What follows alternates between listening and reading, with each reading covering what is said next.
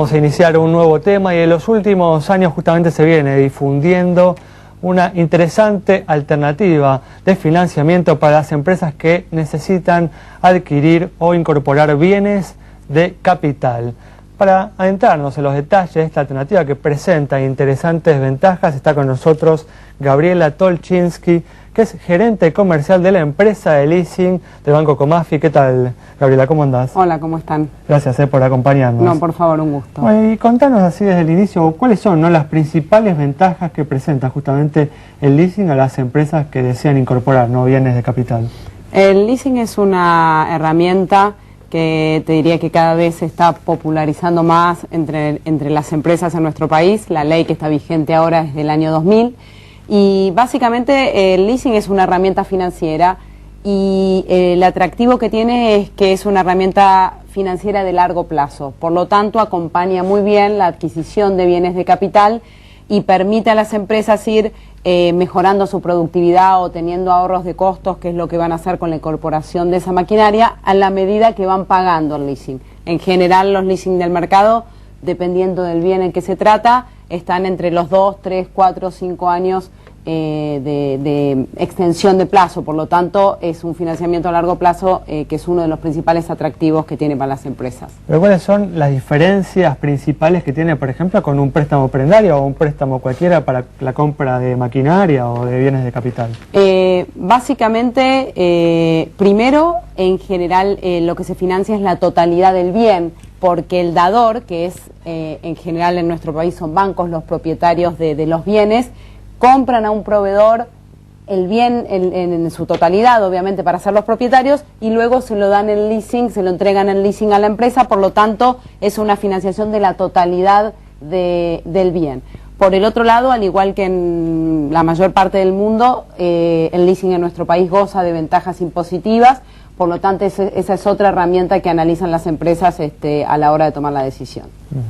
¿Cuánto más económico, si está parejo, es el leasing de un préstamo personal? Por ejemplo, cuando uno quiere comprar un bien y dice, bueno, voy a sacar un préstamo personal o voy a hacer un giro al descubierto o otro tipo de herramienta financiera. La verdad que quizás el leasing está en este momento en nuestro país destinado más a empresas y no vemos tanto que los empresarios analicen un préstamo personal digamos, sobre su persona, valga la redundancia, en comparación con un leasing. Sí, quizás como mencionabas, la alternativa de un prendario, yo diría que en términos de costos es similar.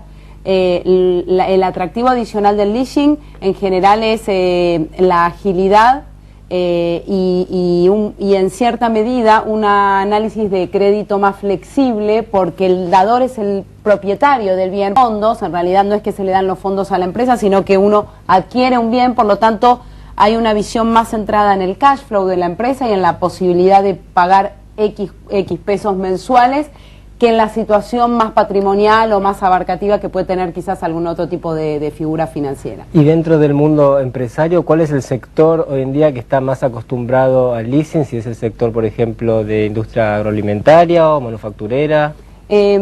Yo diría que en realidad el leasing está como cortando todos los sectores, atravesando todos los sectores de la economía. Principalmente, cada vez más pequeñas y medianas empresas se están familiarizando con la herramienta y en realidad, como hay una gran diversidad de bienes de capital, hay muchas industrias que lo están, o sectores de la economía que lo están analizando.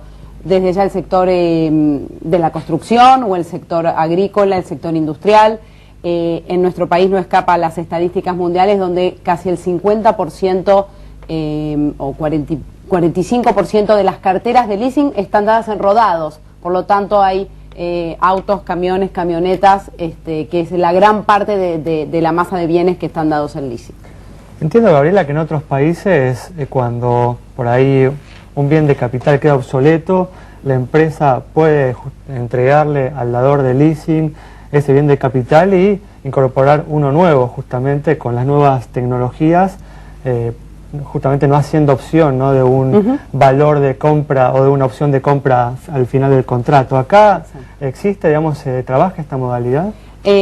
Son pocos dadores, digamos, los que lo ofrecemos. En realidad, esto que vos mencionás es leasing operativo y es algo muy asimilado, parecido a un alquiler en términos de realmente pagar por usar el bien y al final del contrato decidir renovarlo y no ejercer la opción de compra. Y eso acá no se utiliza. Funciona muy bien con aquellas empresas que tienen en mente el recambio de los bienes al finalizar el contrato. Si estamos hablando de bienes que van a tener una obsolescencia, ya sea desde el punto de vista del uso físico o tecnológica, entonces perfectamente la alternativa ideal es tomar un leasing operativo y recambiar los bienes al final. La modalidad más habitual es el leasing financiero, donde la opción de compra es muy pequeña. Y bueno, y también un tema importante, ¿no? El año pasado, hace un par de años, hubo algunas entidades bancarias que salieron con esta opción de financiamiento para individuos, en particular en lo que es el tema de autos.